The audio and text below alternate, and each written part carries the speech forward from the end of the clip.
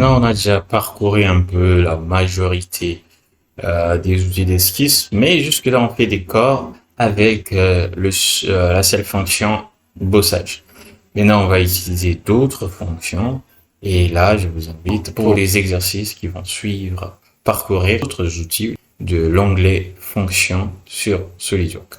On part sur SolidWorks. On commence directement avec l'esquisse. Je sélectionne l'esquisse sur le plan des faces, vue des faces. Et cette fois-ci, je vais prendre l'outil arc et les cercles, centre sommet. Donc, je sélectionne, je commence par le centre qui sera confondu avec l'origine. Le sommet sera juste en bas comme ça.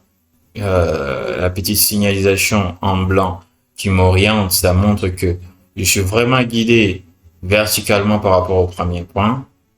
Alors, je vais cliquer ici. Et là, je vais m'orienter dans ces sens. Et je me dis que non, c'est bon ici. Je m'arrête. Là, j'ai une première forme. Il faut une petite partie plate, juste au fond. Pour cela, je vais prendre l'outil ligne. Je fais comme on le fait souvent avec le clic droit. Je rappelle, vous pouvez, en faisant le clic droit, si vous vous déplacez à droite, vous prenez l'outil ligne, à gauche, le cercle, en haut, l'outil de cotation intelligent, en bas, c'est l'outil rectangle. Donc, moi, je pars à droite, à ma gauche, et je prends l'outil ligne. Et ici, je vais commencer ma ligne juste ici. Je commence ici. Je me rassure que je suis bien maintenant accroché. Je m'oriente verticalement.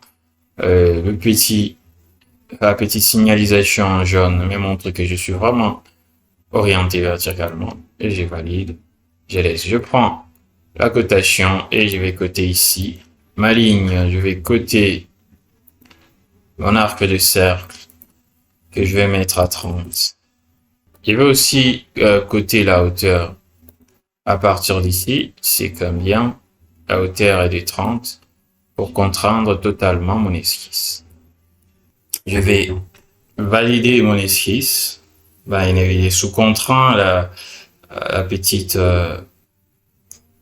le petit point ici, l'extrémité de la courbe n'a pas de référence, donc je vais mettre une relation avec l'origine, ils seront toujours alignés, et là je vais créer l'autre esquisse, et comme vous ne voyez pas, quand ça arrive comme ça, vous ne voyez pas le plan, il vous suffit de venir ici, et sélectionner le plan que vous désirez, et moi c'est le plan de face, et quand je sélectionne, je commence mon esquisse déjà. Et je vais prendre une ligne de construction. Et pourquoi je fais ça? Parce que l'outil que je vais utiliser, c'est l'outil de révolution. Et pour utiliser cet outil, il faut avoir l'axe de révolution. Donc, le premier esquisse va me permettre de faire le corps que je vais tourner autour de l'axe et qui sera le deuxième esquisse que je suis en train de créer. Alors, je vais commencer ici. Je m'oriente vers le haut, je me rends d'être vertical et je valide. Et c'est bon comme ça. Je valide l'esquisse et vous voyez qu'avec deux lignes, c'est bon, ce que je vais faire, ça sera très incroyable. Pour faire ma révolution, je vais prendre l'outil révolution. Il va me demander de sélectionner l'esquisse, je vais venir sélectionner l'esquisse qui est là. Et ce qui me reste à faire, c'est de spécifier l'axe de révolution. Et pour cela, je vais sélectionner l'autre esquisse. Donc, je vais sélectionner l'esquisse qui est là, le contour qui est là. L'épaisseur de 2, vous pouvez changer l'épaisseur si vous voulez. Vous pouvez orienter l'épaisseur de l'intérieur ou de l'extérieur, changer la direction. Moi, je laisse à l'extérieur. Et je valide. Et je m'envole. Oui, j'ai du bol. On a le bol. Le bol est bolé. Ok. On peut changer l'aspect. D'abord, on va faire des lieux, on va changer la matière. Notre bol a un alliage de cuivre. Les alliages de cuivre, on va prendre bronze d'aluminium, on valide. On applique, on ferme. Vous voyez, vraiment, c'est la couleur bronze. Hein. Même si c'est un peu plus haut, il y a plus de cuivre dedans. Mais ça va. Et c'est notre pièce. Mais on va mettre un peu de peinture. On va aller dans apparence et scène. Et dans apparence, on va prendre prendre une peinture et la peinture avec le pistolet. Dehors ici, on va mettre en noir. Donc, je vais m'arranger de sélectionner seulement la surface extérieure et je vais y appliquer cette couleur.